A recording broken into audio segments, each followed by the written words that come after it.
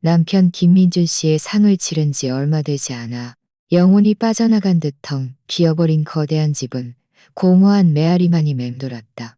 빈소가 치워지고 거실에 남은 하얀 천에 희미한 자국은 마치 아물지 않는 상처처럼 내 마음에 더욱 깊이 박혔다. 나는 모든 흰 꽃들을 치우고 김민준 씨가 생전에 가장 좋아했던 노란 튤립을 꽂았다. 하지만 그 밝은 색은 오히려 떠난 이의 빈자리를 더욱 처연하게 만들었다. 정해진 시간에 일어나 김민준 씨의 흑백 사진을 닫고 부엌으로 가서 새 식구의 식사를 준비했다. 냄비와 그릇들이 부딪히는 소리는 그나마 생기라고는 찾아볼 수 없는 이 집에서 유일하게 살아있는 듯한 소리였다. 오늘 저녁 나는 4가지 반찬과 1가지 탕을 만들었다. 돔찜, 돼지갈비찜, 브로콜리 볶음, 마파두부, 그리고 연근 갈비탕 1솥. 모두 김민준 씨가 살아생전 내가 가장 잘 만든다고 칭찬했던 요리들이었다. 아들 김지훈과 며느리 이하늘이 방에서 나왔을 때 그들의 얼굴에는 늦잠에서 막 깬 듯한 멍한 기색이 남아 있었다. 지우는 말없이 앉아 스마트폰을 집어들고는 짧은 영상들을 훑어보기 시작했다. 화면의 불빛이 그의 얼굴에 명멸했다. 이하늘은 교태로운 걸음걸이로 식탁가로 다가와 의자를 당기고 조심스럽게 앉았다. 그녀의 와인빛 손톱이 조명 아래 요염한 빛을 발했다. 어머님, 수고 많으셨어요.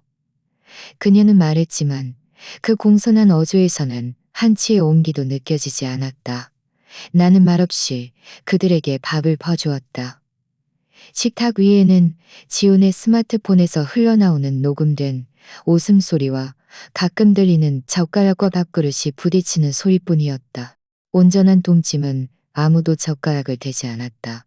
나는 김민준 씨가 예전에 항상 나에게 생선배 부분에 가장 부드러운 살점을 발라주곤 했다는 것을 기억했다. 지금 그 살점은 조용히 그곳에 놓여 있었다. 마치 이 차가운 식탁을 소리 없이 조롱하는 듯했다. 엄마, 식사 도중 이하늘은 문득 젓가락을 내려놓고 냅킨으로 입가를 느릿하게 닦아냈다. 선홍빛 립스틱이 그녀의 손가락을 유난히 휘고 또 유난히 눈부시게 만들었다. 나는 고개를 들어 그녀를 바라봤다. 아버님이 돌아가셨으니 어머님 혼자 이 집을 꾸려나가기 힘드시죠. 그녀는 부드럽게 말했고 마치 나를 배려하는 듯했다.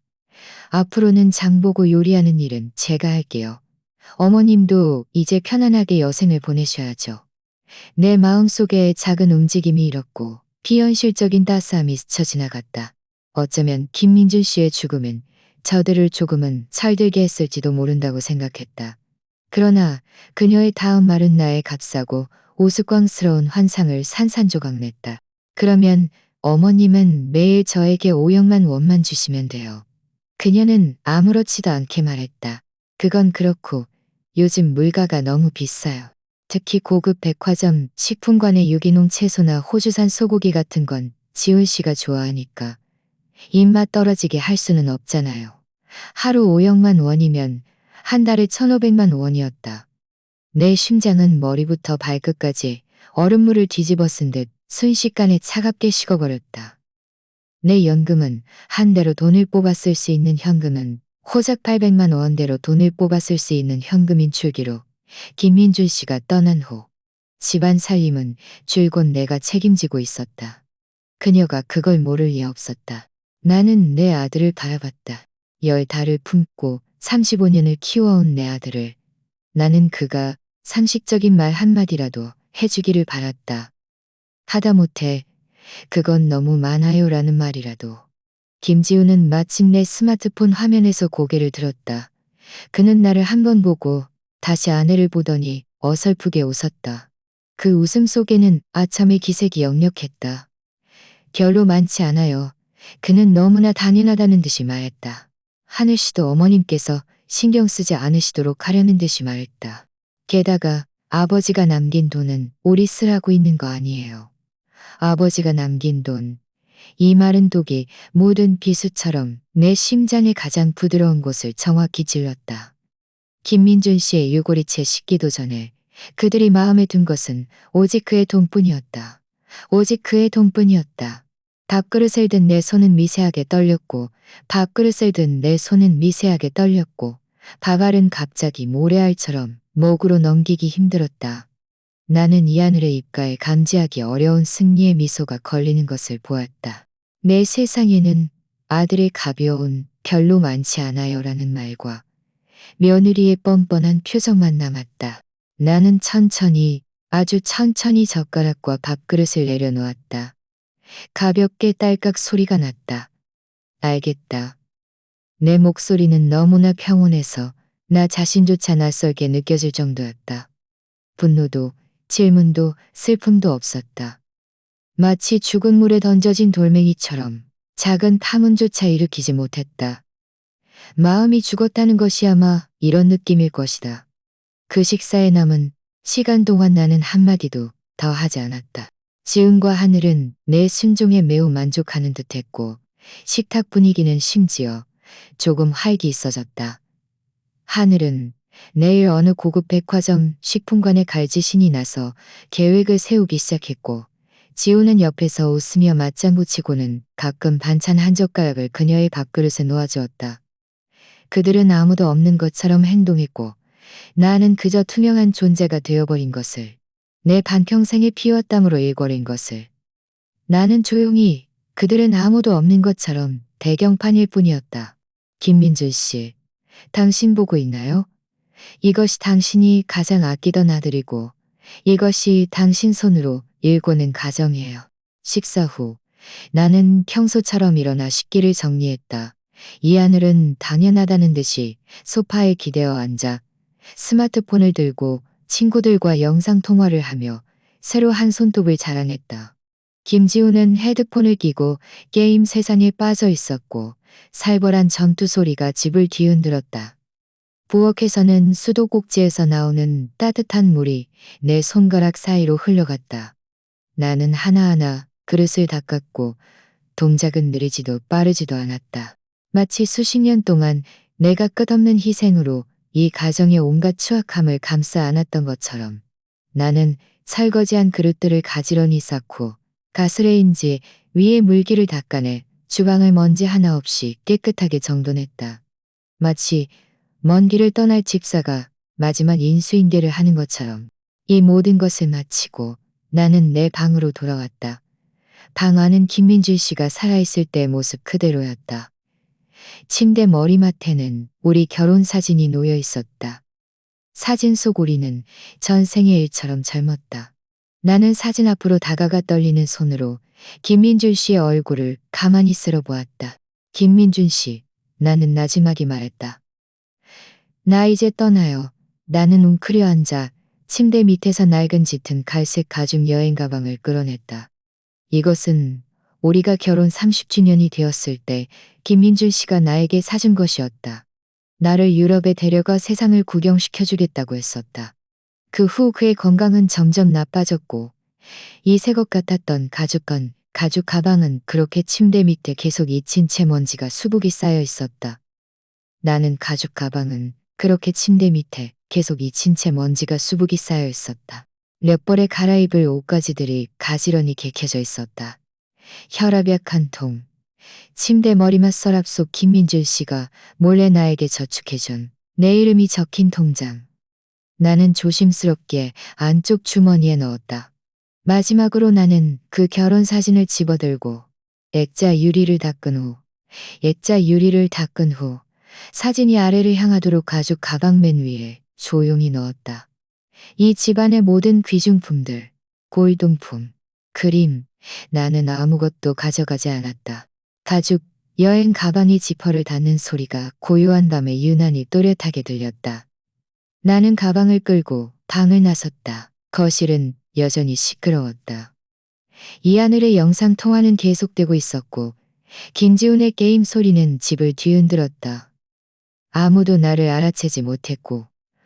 나를 알아채지 못했고 아무도 이 가방을 끄는 노인이 어디로 가는지 신경 쓰지 않았다. 나는 뒤돌아보지 않았다. 나는 현관으로 가서 신발을 신었다. 발걸음 소리는 아주 가벼웠다. 한번 뒤돌아보면 수십 년간 쌓인 억울함과 미련이 나를 무너뜨릴지도 모른다는 것을 알았다. 내 손은 차가운 문 손잡이에 닿았고 나는 깊이 숨을 들이쉬었다.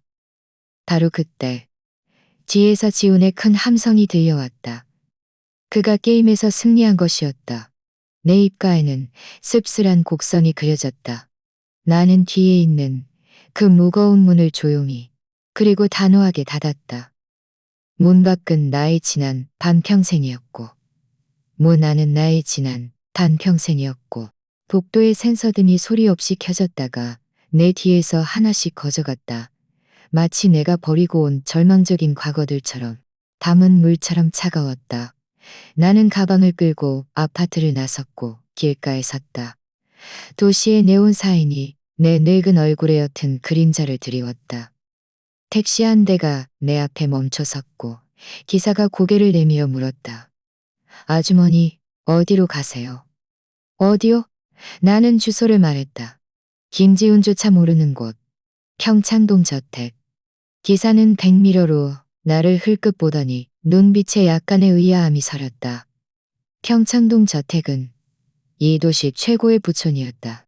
그런데 심야의 낡은 가죽 가방을 끌고 가는 나 같은 노부인은 아무리 봐도 그곳과는 어울리지 않았다. 하지만 그는 아무것도 묻지 않았고 가속 페달을 밟자차는 고요히 밤속으로 미끄러져 들어갔다. 30분 후 차는 평창동 저택의 삼엄한 경비가 둘러싸인 정문 앞에 멈춰 섰다.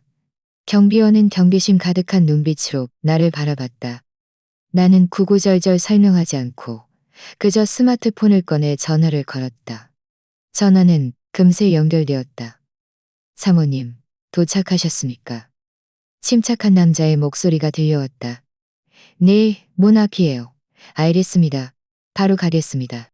2분도 채 되지 않아 검은색 벤츠 한 대가 소리 없이 정문 앞으로 미끄러져 왔다.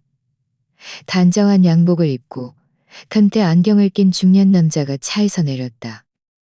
경비원은 그를 보자마자 즉시 공손하게 차렷자세로 격리했다.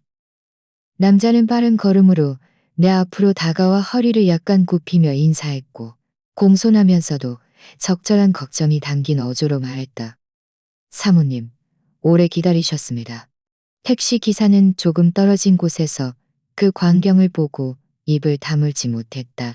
차는 풀벌레 소리만 들리는 고요한 저택 안을 지나 마침내 따뜻한 불빛이 새어나오는 단독 별장 앞에 멈춰 섰다. 이 별장은 나와 지훈이 살던 집보다 적어도 2배는 더 컸다. 정교하게 꾸며진 소주식 정원과 작은 폭포가 있었고 밤 조명 아래 한 폭의 그림처럼 아름다웠다. 남자가 문을 열어주었다. 문 앞에는 부드러운 양모 카펫이 깔려 있었다. 그는 자신을 소개했다. 김민준 회장님의 전 개인 비서였고 회장님께서 위탁하신 신탁 관리인이기도 합니다. 편하게 이 집사라고 부르십시오. 나는 고개를 끄덕이며 낯설지만 호화로운 이 별장을 둘러보았다. 현관 신발장 위에는 싱싱한 백합한 다발이 놓여 있었고 공기 중에는 은은한 향기가 감돌았다. 이게 나는 잠시 머뭇거렸다. 이것은 회장님께서 3년 전부터 사모님 명의로 구매해 두신 부동산입니다. 이 집사가 설명했다. 사람은 언제든 고유한 필요가 있어야 한다고 말씀하셨습니다. 저에게는 정말 어쩔 수 없는 상황이 오기 전에는 사모님께 알리지 말라고 당부하셨습니다. 내 눈가가 뜨거워졌다. 그 말수가 적었던 남자는 알고 보니 이미 나를 위한 모든 퇴로를 마련해 두었던 것이다. 그는 지훈의 성정을 알고 있었고 이 하늘의 탐욕도 꿰뚫어보고 있었고 이 하늘의 탐욕도 꿰뚫어보고 있었다. 그는 모든 것을 알고 있었다. 그는 모든 것을 알고 있었다. 회장님께서는 또 말씀하셨습니다. 이 집사는 주머니에서 고풍스러운 황동 열쇠 마셨습니다. 그 차가운 감촉 속에서 김민준 씨의 체온이 느껴지는 듯했다. 이 집사가 나를 안내하며 안으로 들어갔다. 별장 안의 모든 것은 완벽하게 준비되어 있었다. 침실 침대에는 새 실크 이불이 깔려 있었다. 드레스룸에는 내 나이와 치수에 맞는 새 옷들이 가득 걸려 있었고 심지어 태그도 떼지 않은 채였다. 냉장고는 신선한 식재료로 가득했고 주방에는 모든 주방기구가 완벽하게 갖춰져 있었다. 사모님, 회장님께서는 아무것도 가져오실 필요 없이 오직 사모님께서 한평생 고생하셨으니 남은 반평생은 사모님 자신을 위해 사셔야 한다고 하셨습니다. 나는 텅 빈 거실 중앙에 서서 통유리창 밖 고요한 정원을 바라보았다. 그리고 마침내 눈물이 왈칵 쏟아졌다. 김민주 씨, 당신 이 바보 같은 사람. 나를 위해 모든 것을 준비해 주었으면서 나는 지훈의 무정함에 슬퍼하는 것을 준비해 주었으면서 정작 당신 자신은 데려오는 것을 잊었군요. 그날 밤 나는 안방이 아닌 손님방에서 잠을 잤군요. 김민주 씨의 깊고 말없는 사랑에 가슴 아파하며 위로받고 있었다. 날이 밝았다. 나는 버려진 노인이 아니었다. 이 저택의 유일한 주인이었다. 이튿날 아침 나는 창밖의 청아한 새소리에 잠에서 깨어났다. 햇살이 커튼을 뚫고 들어와 방 안에 부드러운 빗줄기를 드리웠다. 이것은 한 달 만에 가장 편안하게 잠든 밤이었다. 비록 서너 시간 얕게 잠들었을 뿐이지만 드레스룸에 걸려있던 베이지색 면마 정장으로 갈아입고 나는 아래층으로 내려갔다. 이 집사는 이미 식당에 아침 식사를 준비해 두었다. 흰죽, 몇 가지 반찬 모두 내가 즐겨 먹는 맛이었다. 사모님, 안색이 훨씬 좋아지셨습니다. 그는 나를 위해 의자를 당겨주었다. 고마워요, 이 집사. 나는 자리에 앉아 천천히 죽을 마셨다. 따뜻한 온기가 마음속 마지막 한기마저 녹여주었다. 아침 식사 후 이 집사는 나를 서재로 안내했다. 서재는 동양적인 분위기였다. 한쪽 벽면을 가득 채운 붉은색 원목 책장에는 고서와 골동품들이 놓여 있었다. 공기 중에는 은은한 먹향이 감돌았다. 이것은 김민줄 씨의 스타일이었다. 중후하고 묵직한. 이 집사는 금고에서 두툼한 서리철을 꺼내 내 앞에 놓았다. 사모님, 이것은 사모님께서 아셔야 할 내용입니다. 그는 서리철을 열어 내 앞으로 밀었다. 이것이 회장님께서 사모님을 위해 설립하신 것이며 회장님 사업 제국 전체의 핵심입니다. 서질란 1호 가족 신탁. 내 시선은 서질란이라는 세 글자에 꽂혔다. 그것은 내 이름이었다. 이 집사는 흰 장갑을 끼고 한 장 넘겨가며 나에게 설명했다. 이 집사는 흰 장갑을 끼고 한 장 넘겨가며 나는 그제야 김민준 씨가 10년 전부터 이 모든 것을 계획하기 시작했다는 것을 알았다. 그는 회사 지분, 여러 채의 부동산, 주식 및 펀드를 포함한 자신의 거의 모든 자산을 내 이름으로 든 이 신탁 기금에 전부 넣었다. 즉, 이 집사가 결론 지었다. 법률적으로 보면 회장님 명의로는 거의 0 자산이었습니다. 그의 모든 재산은 이 신탁 안에 있습니다. 그리고 이 신탁에는 2명의 관리인이 있습니다. 한 명은 저이고 다른 한 명은 스위스 은행의 스탁자입니다. 하지만 저희는 단지 집행자일 뿐입니다. 그는 말을 멈추고 나를 바라봤다. 그의 눈빛은 진지했다.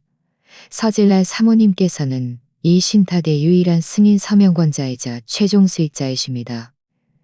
내 숨이 잠시 멎었다. 지훈이 그들이 사는 집, 그가 운영하는 회사. 집은 신탁 명의로 되어 있고 회사 운영자금 역시 신탁에서 직접 지금에서 분기별로 지급되었습니다.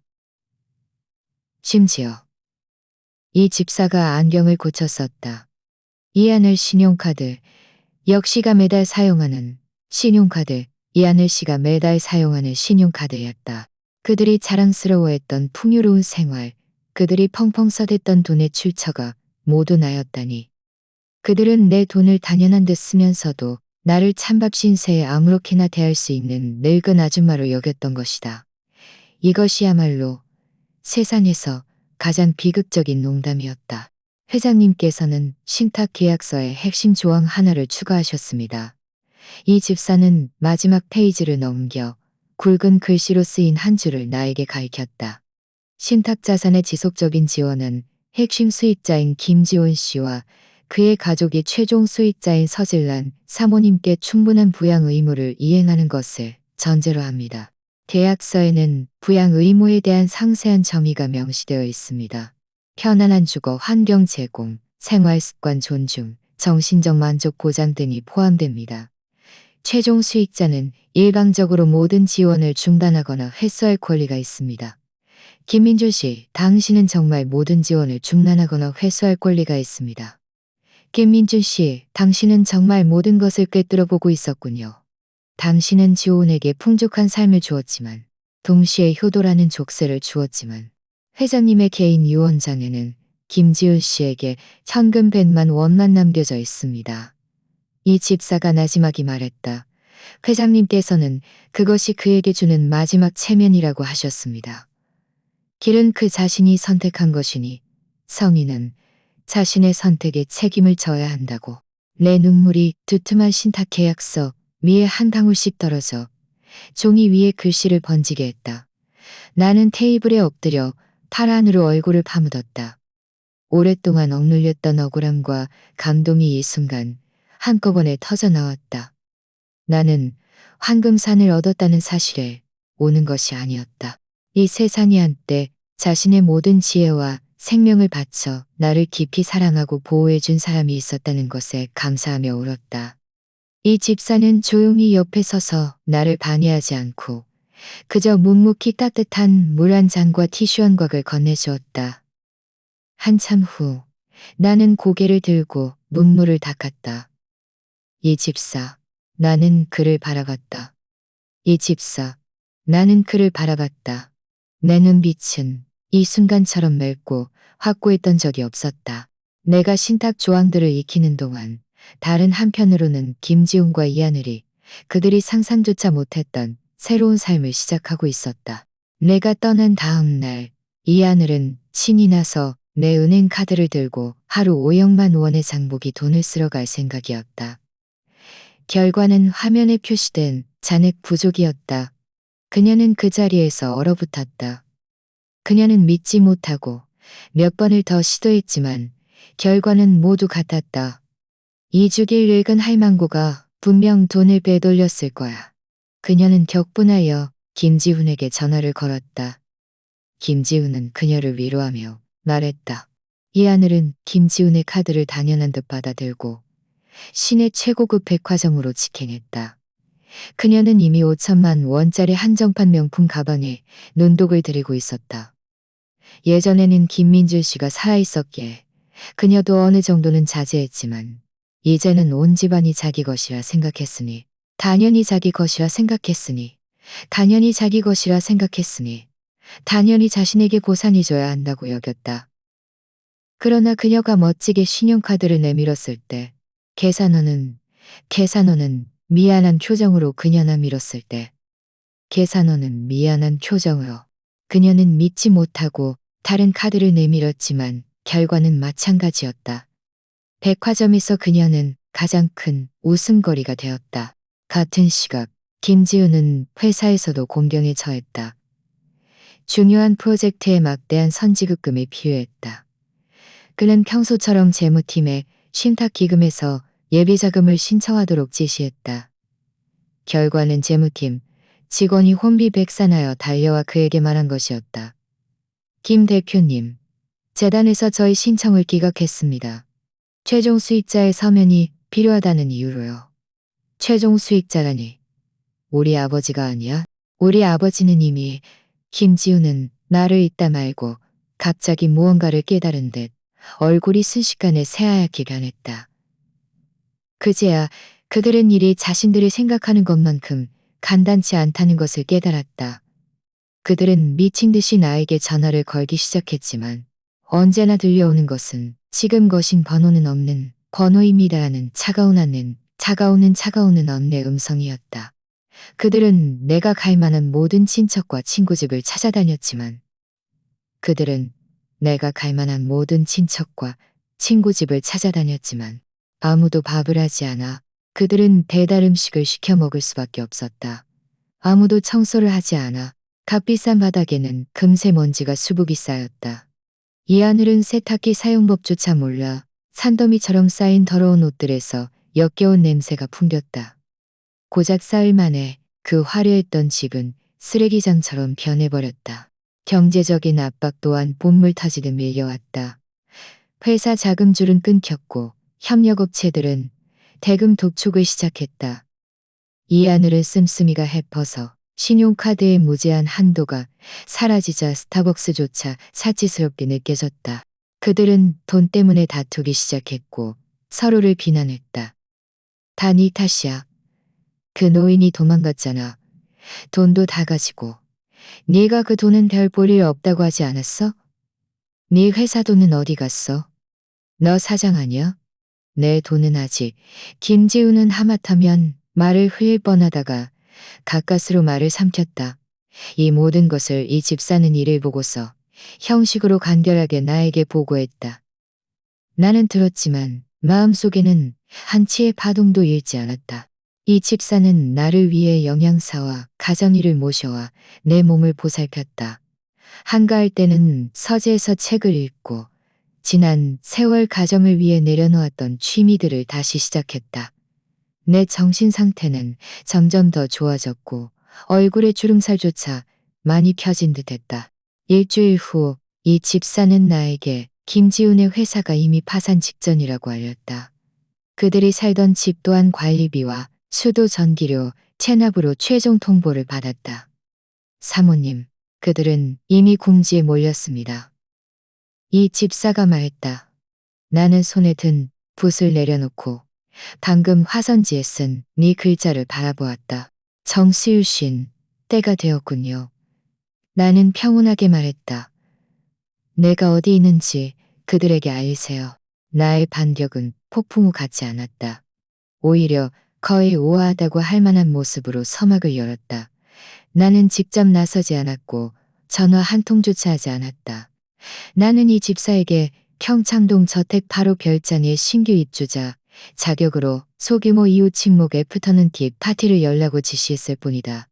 이 집사는 내 뜻을 이해하고 즉시 실행에 옮겼다.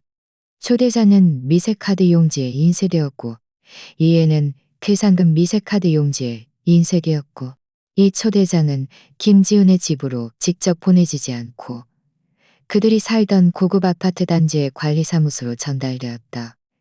초대장에는 새로운 이웃이 인사를 드리며 주변 이웃들과 좋은 관계를 맺고 싶습니다 하는 공손한 문구가 적혀 있었다. 부디 오셔서 자리를 빛내주시기 바랍니다.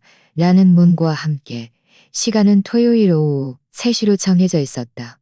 초대할 이웃 명단 중 김지훈과 이하늘의 이름은 가장 눈에 띄는 관리소장은 이 초대장을 받고 감격했다. 평창동 저택이 어떤 곳인가? 이 도시의 최상류층 사람들이 사는 곳이었다. 맞은편 아파트 단지에 사는 사람들도 부유하다고는 할 수 있었지만 평창동 저택과 비교하면 완전히 격이 달랐다. 이 신비로운 세입주자가 그들에게 먼저 호의를 베풀다니 이건 엄청난 영광이었다. 관리소장은 직접 초대장을 김지훈의 집에 가져다 주었다. 그때 김지훈이 올렸을 때, 이하늘은 김지훈이 올렸을 때 김지훈의 코앞에 손가락질하며 욕하고 있었다. 집안은 난장판이었고 공기중에는 배달 음식 용기와 공기주면은 배달 음식 용기였다. 네 엄마 말이라면 죽는 신임까지 하더니 너 할 줄 아는 게 뭐가 있어? 이제 잘 됐다. 그 노인이 도망가서 우리 다 굶어 죽게 생겼잖아. 김지우는 멍한 표정으로 소파에 앉아 머리를 감싸쥐고 아무 말도 하지 않았다. 관리소장의 방문은 이 싸움을 잠시 중단시켰다. 그가 환한 미소를 지으며 그 정교한 초대장을 건넸을 때 김지훈 부부는 모두 얼어붙었다. 평창동 저택 바로 별장 신규 입주자. 김지훈은 나직이 중얼거렸다. 그는 그곳을 알고 있었다. 아버지가 살아생전 가끔 그 별장의 풍수지리가 이 지역에서 최고라고 말씀하셨지만 아쉽게도 살 기회가 없었다고. 이하늘의 눈은 순식간에 빛났다. 이동환의 궁핍함은 그녀를 돈과 기회에 대한 후각을 비정상적으로 예민하게 만들었다. 평창동 저택의 주인이라니 얼마나 대단한 인물일까. 아이고, 즉시 열정적으로 변했다. 경창독으로 변했다. 만약 인맥을 쌓아 투자를 유치할 수 있다면 지금 그들의 모든 어려움이 해결되지 않을까? 그녀는 어려움이 해결되지 않을까?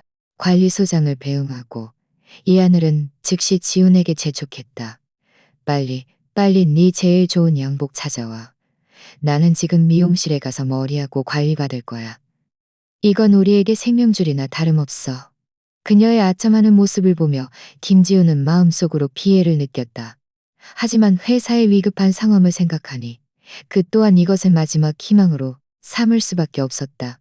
그들은 이 신비로운 새 이웃이 자신들이 꿈에도 새 이웃이 자신들의 꿈에도 새 이웃이 토요일 오후 평창동 저택 8호 별장의 정원은 이미 정돈되어 있었다. 잔디는 가지런히 깎여 있었고 새하얀 테이블보가 깔린 둥근 테이블 몇 개가 놓여 있었다. 그 위에는 정교한 본차이나 찻잔 세트와 은색 디저트 트레이가 올려져 있었다. 우아한 클래식 음악이 공기 중에 흘러나왔다. 나는 2층 테라스에 앉아 블라인드 틈새로 이 모든 것을 조용히 바라보고 있었다. 나는 알고 있었다.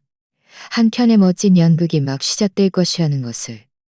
나는 관객이 아니었다. 오후 2시 50분 익숙한 흰색 BMW 한 대가 별장 단지 내 방문객 주차 공간에 멈춰섰다. 김지훈과 이하늘이 차에서 내렸다.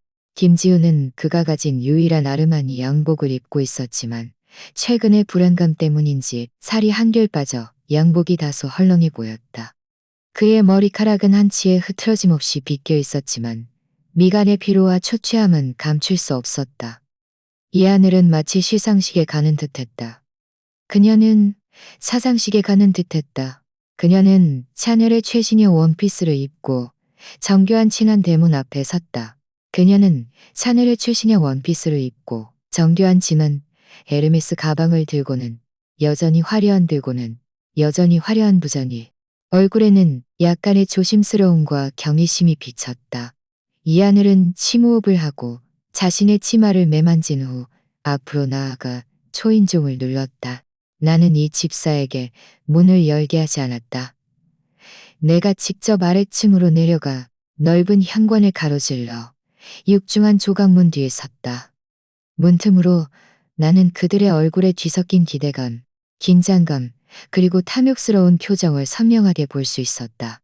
나는 문 손잡이를 돌려 조용히 문을 열었다. 오후의 햇살이 마침 내 등 뒤에서 쏟아져 들어와 내 윤곽을 부드러운 금빛 테두리로 감쌌다. 나는 맞춤 제작된 깊은 에메랄드빛 우아한 원피스를 입고 있었다. 머리카락은 뒤통수에 단정하게 묶어 올렸고 따뜻한 옥비녀 하나만을 꽂았다. 얼굴에는 화려한 분칠을 하지 않았지만 한 달간의 세심한 관리가 내 안색을 붉고 윤기 있게 만들었고 눈빛은 평온하면서도 빛을 발했다. 나는 그렇게 조용히 문 앞에 서 있었다. 시간은 그 순간 정지한 듯했다. 김지훈과 이하늘의 얼굴에 피어났던 미소는 순식간에 굳어버렸다. 그들의 눈은 점점 더 커졌고 입은 살짝 벌어져 있었다.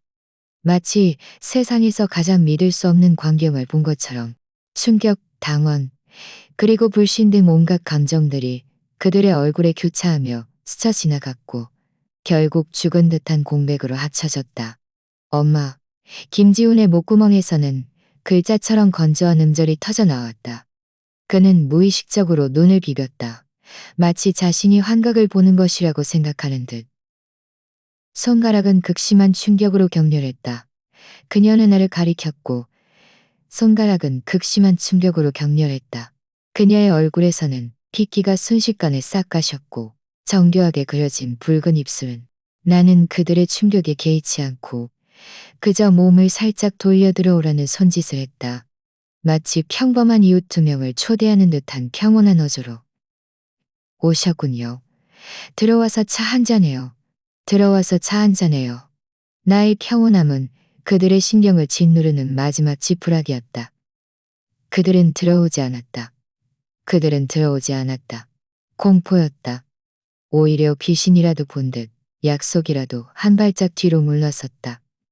그들은 나를 보고 다시 내 뒤에 있는 그들이 꿈에 그들이 마음대로 주무르고 아무렇게나 버릴 수 있다고 생각했던 고독하고 의지할 곳 없는 늙은 할머니가 지금은 그들이 전혀 이해할 수 없는 압도적인 위세로 그들 앞에 나타나 우러러보고 경외해야 할 대단한 인물이 되어 있었다. 이러한 거대한 인지 부조화와 지위의 역전은 그들의 뇌를 완전히 마비시켰다. 나는 더 이상 말을 하지 않고 그저 담담하게 그들을 바라봤다. 햇살은 좋았고 바람은 고요했다. 하지만 문 앞의 이 부분은 마치 돌로 변한 두 조각상처럼 그들 자신이 만든 황당한 거리 속에서 비참하게 서 있었다. 짧은 정적 후 충격에서 가장 먼저 벗어난 것은 이 하늘이었다. 탐욕과 질투로 가득 찬 그녀의 머리는 눈앞의 사실을 받아들일 수 없었다. 그녀는 이 모든 것에 대해 자신이 이해할 수 있는 악의적인 설명을 찾아야만 했다. 네가 왜 여기 있어? 네가 왜 여기에 있어? 그녀의 목소리는 유리가 긁히는 듯 날카로웠다. 너 설마 이 집 주인한테 첩으로 들어온 거야? 아니면 여기 가정부로 일하는 거야? 이 나이에 돈 때문에 별짓을 다 해? 그녀는 자신의 이 기발한 생각에 만족하는 듯 했고 얼굴에는 다시 핏기가 그었다. 그녀가 보기에는 나 같은 노인이 남자에게 의지하거나 하인으로 일하는 것 외에는 결코 이런 부를 가질 수 없었다. 이어서 그녀는 김지훈에게 돌아서서 울부짖었다. 지훈아, 봐봐. 이게 네가 그렇게 잘났다고 하는 네 엄마야. 그는 차라리 첩이 되어 하녀. 집에 있는 건, 집에 있는 건, 집에 있는 건, 집에 있는 건, 집에 있는 건, 집에 있는 건. 이런 흑백을 뒤집는 비방은 예전의 나라면 아마 온몸이 분노로 떨렸을 것이다. 하지만 이 순간 나는 그저 우스울 뿐이었다. 나는 심지어 눈썹 하나 찡그리지 않고 그저 조용히 그녀를 바라봤다. 마치 광대가 제주 부리는 공연을 본연을 보는 것처럼. 나의 침묵은 그녀를 더욱 격분시킨 듯했다. 옆에 있던 김지호는 터무니없었지만 그에게는 처음의 충격에서 벗어난 후 자신을 변명할 이유를 찾은 듯했다. 그는 내가 이유를 찾은 듯했다. 그가 마침 내 입을 열었다. 그의 어조에는 비난과 억울함이 섞여 있었다. 엄마, 어떻게 이럴 수 있어? 설령 우리가 잘못한 게 있다 해도 이런 식으로 우리에게 복수하면 안 되는 거잖아. 회사 망하게 생겼고 집안도 망하게 생겼다는 거 몰라? 빨리 우리랑 같이 돌아가. 그는 말하면서 내 손을 잡으려 다가왔다. 나는 한 발짝 뒤로 물러나 그의 손길을 피했다. 바로 그때 이 집사가 집 안에서 걸어 나왔다. 그는 빳빳한 영미복을 입고 흰 장갑을 낀 채 온몸에서 영국식 집사의 전문성과 위엄을 풍겼다. 그는 내 뒤로 와서 김지훈과 이하늘에게 살짝 고개를 숙였지만 어조는 차가웠다. 두 분, 말씀과 행동에 주의하십시오. 이곳은 개인주택이며 두 분은 이 집의 유일한 주인인 서질란 사모님을 괴롭히고 비방하고 있습니다. 주인이라고요? 이하늘은 천하의 웃음거리라도 뒤를 뒤럽히고 비방하고 있습니다. 주인이라고요? 이하늘은 천하의 웃음거리라도 들은 듯했다. 연금도 제대로 못 받는 늙은 할망구가. 이 집사는 그녀와 다투지 않고 그저 주머니에서 서류 한 장을 꺼내들고 그저 주머니에서 서류 한 장을 꺼내들고 두 분이 글을 읽을 줄 아신다면 소유주와 최종 수익자의 이름이 누구인지 확인해 보실 수 있습니다. 김지훈과 이하늘의 시선은 못 박힌 듯 그 서류에 고정되었다. 그들이 서질란이라는 세 글자를 선명하게 보았을 때 얼굴의 마지막 빗기마저 사라졌다. 진실은 가장 잔혹하고 직접적인 방식으로 그들 앞에 내던져졌다. 김지훈의 몸은 비틀거렸고 거의 설 수 없을 지경이었다. 이하늘은 극도의 충격과 절망 속에서 완전히 미쳐버렸다. 안 믿어. 다 거짓말이야. 이 죽일 늙은이가 우리 집인 늙은이가 우리 집 돈을. 그녀는 비명을 지르며 파도처럼 나에게 달려들었다. 그녀의 길고 날카로운 손톱이 내 얼굴을 향했다. 나는 움직이지 않았다. 이 집사가 한 발짝 앞으로 나서며 담담하게 내 앞을 막아섰다. 훈련된 경비원들도 양쪽에서 신속하게 달려와 둘러쌌다. 왼쪽과 오른쪽에서 히스테리컬한 이하늘을 붙잡았다. 저는 엄마의 유일한 아들이잖아요. 저는 엄마의 유일한 아들이잖아요. 저는 아텀에 무너졌다. 그는 소리를 내며 땅에 무릎 꿇고 나를 향해 통곡했다. 아들의 울부짖음은 처절했고 주변 이웃들이 고개를 내밀어 기웃거리게 만들었다. 나는 높은 곳에서 땅에 무릎 꿇은 아들을 내려다보았다. 경비원들에게 붙잡혀 여전히 미친 듯이 욕설을 퍼붓는 며느리도, 그들의 비참함, 그들의 취약한 모습이 모두 내 눈에 들어왔다. 내 마음속에는 한치의 통쾌함도, 한치의 통쾌함도, 한치의 통쾌함도, 한치의 연민도 없었다. 나는 몸을 돌려 이길 뿐이었다. 나는 몸을 돌릴 뿐이었다. 말을 마친 후 나는 뒤도 돌아보지 않고 별장 안으로 들어갔다. 내 뒤에 육중한 조각문은 천천히 그리고 무정하게 닫히며 모든 울부짖음과 욕설을 차단했다. 하나의 시대가 끝났다. 내가 그들에게 준 것은 정신적인 충격만이 아니었다. 진정한 심판은 다음 날 아침에야 비로소 시작되었다. 월요일 아침 9시 김지훈과 이하늘이 전날의 엄청난 사건으로 밤새 서로를 비난하며 잠 못 이루고 있을 때 그들의 집 초인종이 울렸다. 온 사람은 한 명이 아니었다. 선두에 선 것은 이 집사였다. 그의 뒤에는 검은색 양복을 입고 표정이 엄숙한 변호사 2명, 그리고 제복을 입고 근엄한 표정의 법원 집행관 2명이 따르고 있었다. 이러한 진영에 망문을 연 이하늘은 순식간에 다리가 풀렸다. 당신들 뭐 하는 거예요? 그녀는 떨리는 목소리로 물었다. 이 집사님, 이게 무슨 인.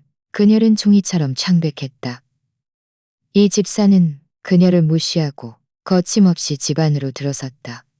변호사와 법원 집행관들이 뒤를 따랐다. 이 집사는 변호사 손에서 서류 한 부를 받아 김지훈 앞에 내밀었다.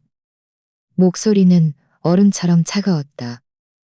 김지훈 씨, 이하늘 씨, 저는 서질란 이로 신탁 기금의 최종 수익자인 서질란 사모님의 전적인 위임을 받아 2분께 공식적으로 통보합니다. 그는 헛기침을 하고 아무런 감정도 없는 어조로 낭독하기 시작했다. 신탁 계약서 제4조 제3항 규정에 의거 핵심 수익자인 김지훈 씨 및 그의 가족은 최정에 의거 핵심 수익자인 김지훈 씨 어떠한 형태의 언어 폭력, 정신적 학대, 경제적 착취, 그리고 유기 행위는 모두 심각한 계약 위반에 해당합니다.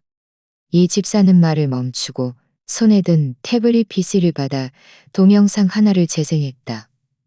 동영상 화면은 바로 우리 집 문 앞에 시스리비 녹화 영상이었다. 시간은 내가 떠나던 그날 밤. 화면 속에서 나는 가방은 그려는 가방을 끌고 홀로 대문을 나섰다. 그것은 김민주 씨가 살아생전 집에 몰래 설치해둔 도청 장비에서 기술적으로 추출한 음성 파일이었다. 음성 파일에는 이하늘이 하루 5억만 원의 장복이 돈을 요구하는 목소리와 김지훈의 별로 많지 않아요. 우리 아빠가 남긴 돈은 우리 쓰라고 있는 거 아니에요? 라는 말이 모두 명확하고 반박할 수 없게 담겨 있었다. 증거는 산처럼 명확했다. 이 집사는 태블릿을 내리고 칼날 같은 눈빛으로 그들을 바라봤다. 2분의 행위는 이미 신탁 계약을 심각하게 위반했습니다. 따라서 그는 마지막 서류를 집어들었다. 그 위에는 선웅비법원 직인이 찍혀 있었다. 계약에 따라 서질란 사모님께서는 최종 수익자의 권리를 행사할 권리가 있습니다.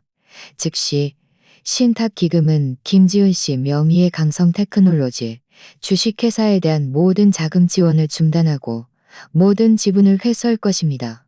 동시에 그는 그들이 거의할 턴이 구에는 강제 집행이 진행될 것입니다.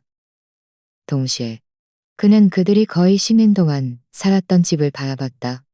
이 신탁 기금 명의로 등기된 부동산 또한 즉시 회수된 부동산. 이 말 한마디 한마디는 무거운 망치처럼 김지훈과 이하늘의 심장을 강타했다. 회사도 없어지고 집도 없어졌다. 그들이 생계를 유지했던 모든 것, 그들이 자랑스러워했던 모든 것이 이 순간 와르르 무너져 내렸다. 안 돼. 말도 안 돼. 이 하늘은 완전히 미쳐버렸다. 말도 안 돼. 이 하늘은 완전히 미쳐버렸다.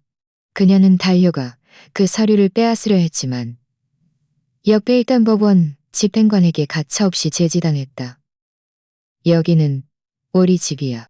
김지우는 마치 모든 기운이 빠져나간 듯 소파에 주저앉았다. 그의 눈빛은 텅 비어 있었고 끝났어. 완전히 끝났어. 라고 중얼거렸다. 변호사가 한 발짝 앞으로 나서며 침착하게 말했다. 이하늘 씨, 말씀에 주의하십시오. 저희는 당신을 명예훼손죄로 고소할 권리를 유보합니다. 모든 서류는 법적 효력을 갖습니다. 만약 두 분이 집행을 거부하실 경우 저희는 강제 조치를 취할 것입니다. 법원 집행관은 고개를 끄덕이고 집행기록 장치를 꺼냈다.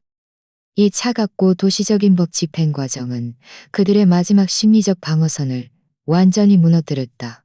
이 하늘의 저주는 절망적인 울부짖음으로 변했다. 김지훈의 넋 나간 표정은 고통스러운 흐느낌으로 바뀌었다. 햇살이 그의 몸에 비치자 마치 그에게 정의의 황금 갑옷을 입혀준 듯했다. 그는 변호사와 법원 집행관, 그리고는 몸을 돌려 침착하게 걷다. 그리고는 몸을 돌려 침착하게 걷다. 이사 시간은 마치 길고 긴 영겁의 시간 같았다.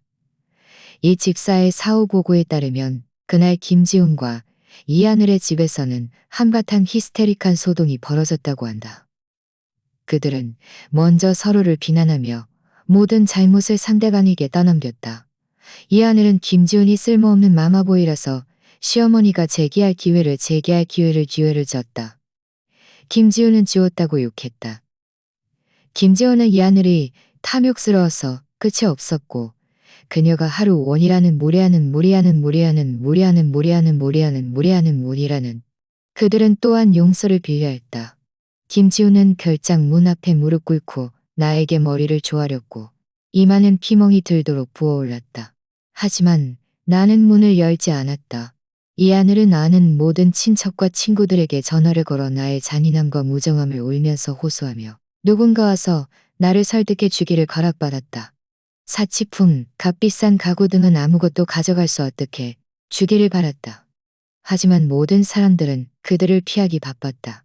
결국 법원, 집행관의 감독하에 그들은 자신들의 감독하에 그들이 각자 여행 가방 하나씩을 끌고 두 마리의 버려진 개처럼 한때 그들의 것이었던 집을 나설 때 수많은 이웃들의 구경거리가 되었다.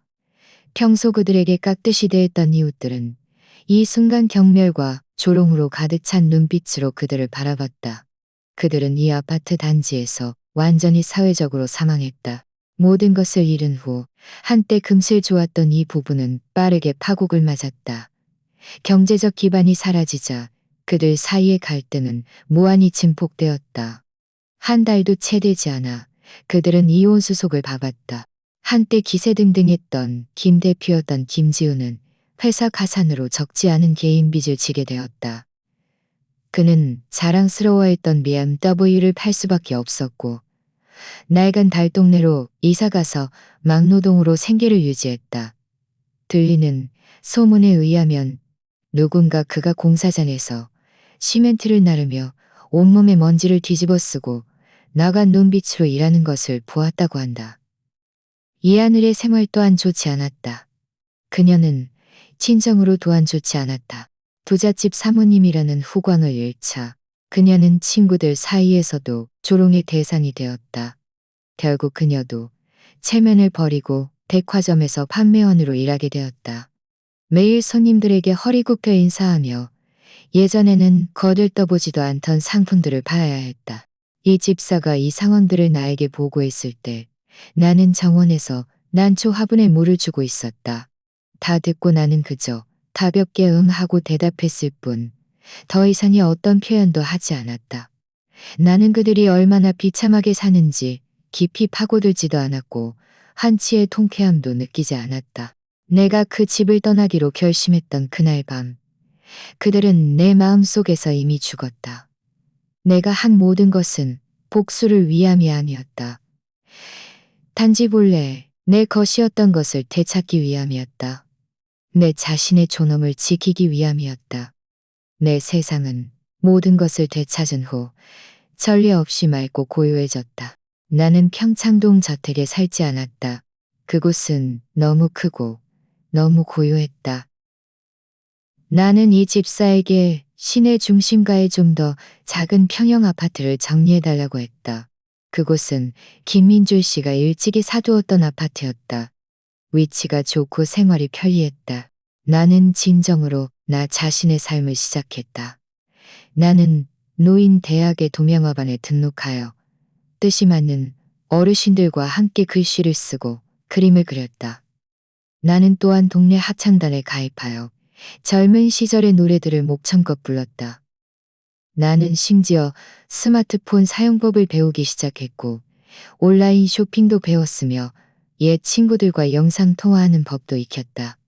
내 생구들과 영상통화는 빈틈없이 채워져 있었고 충실하고져 있었고 충실하고 질컸다. 나는 그에게 내가 잘 지내고 있다고 걱정하지 말라고 말해줬다. 나는 이것이 그가 가장 보고 싶어 했던 모습이라는 것을 알았다. 그는 나를 위해 모든 장애물을 치워주었고 내가 이렇게 자유롭고 편안하게 나 자신을 위해 살아주기를 바랐던 것이다. 그 모든 불쾌했던 과거는 바람에 흩날리는 먼지처럼 더 이상 내 마음